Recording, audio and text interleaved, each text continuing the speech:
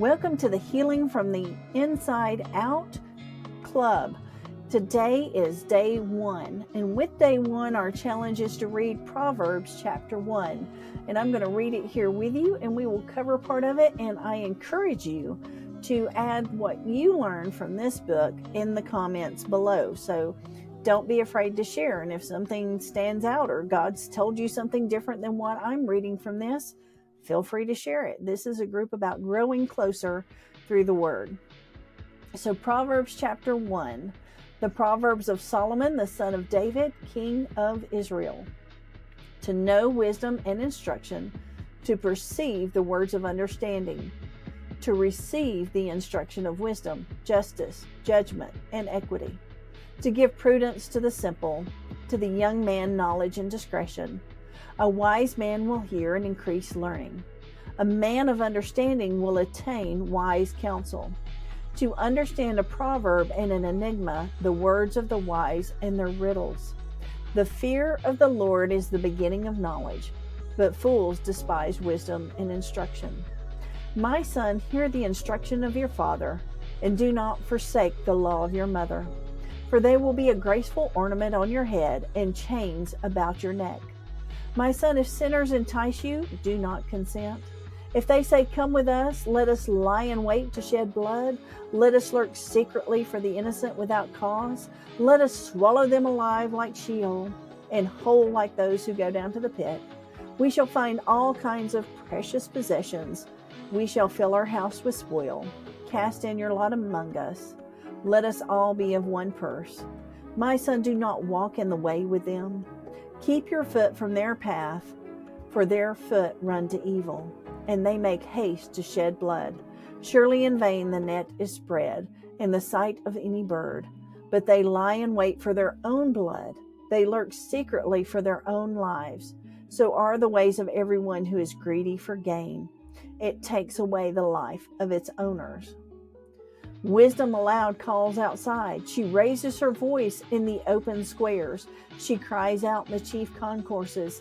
At the openings of the gates in the city, she speaks her words. How long, you simple ones, will you love simplicity? For scorners delight in their scorning, and fools hate knowledge. Turn at my rebuke. Surely I will pour out my spirit to you. I will make my words known to you, because I have called and you refused. I have stretched out my hand and no one regarded, because you disdained all my counsel and would have none of my rebuke. I also will laugh at your calamity. I will mock when your terror comes. When your terror comes like a storm and your destruction comes like a whirlwind, when distress and anguish come upon you. Then they will call on me, but I will not answer. They will seek me diligently, but will not find me, because they hate knowledge and did not choose the fear of the Lord. They would have none of my counsel and despise my every rebuke. Therefore they shall eat the fruit of their own way and be filled to the full with their own fancies. For turning away of the simple will slay them, and the complacency of fools will destroy them. But whoever listens to me will dwell safely and be secure without fear of evil. So, to me, there's lots of great amounts of wisdom to be gained from here, and that's why we want to read Proverbs every single day. Wisdom is calling out loud. We've just got to listen.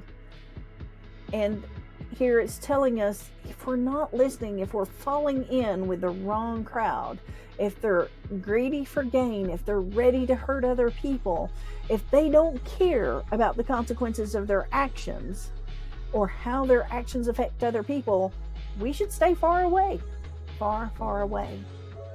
But there's more in here than just that. It also talks about fear of the Lord.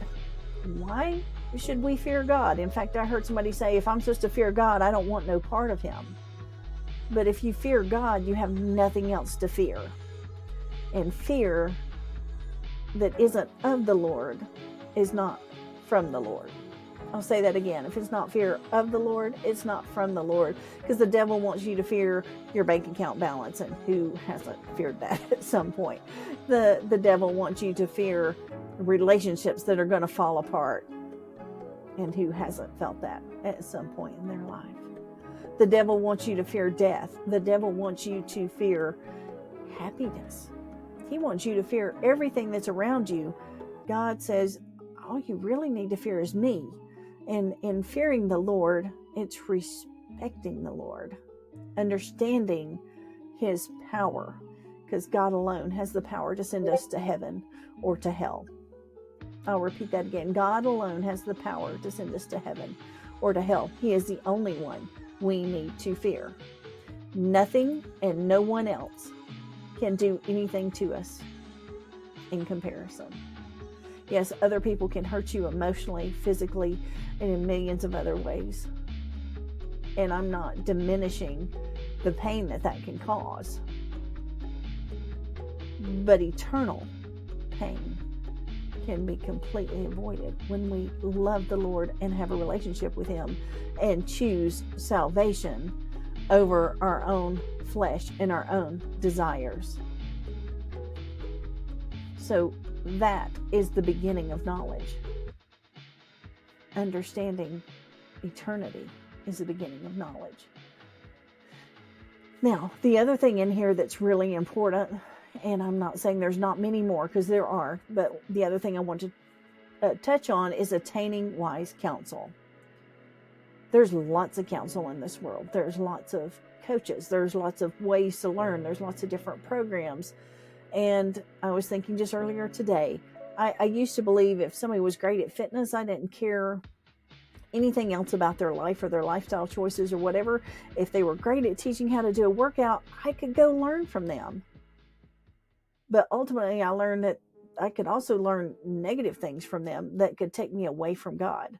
So I only want to learn fitness, health, spirituality from someone who has a close relationship with God, and perhaps a closer relationship with God than I have, so that I can grow and I can grow closer to God, and I can keep finding areas in my life that I need to turn over and submit to the Lord's ways. Every single day it's a process, and every single day it's an opportunity to learn, and we're learning something.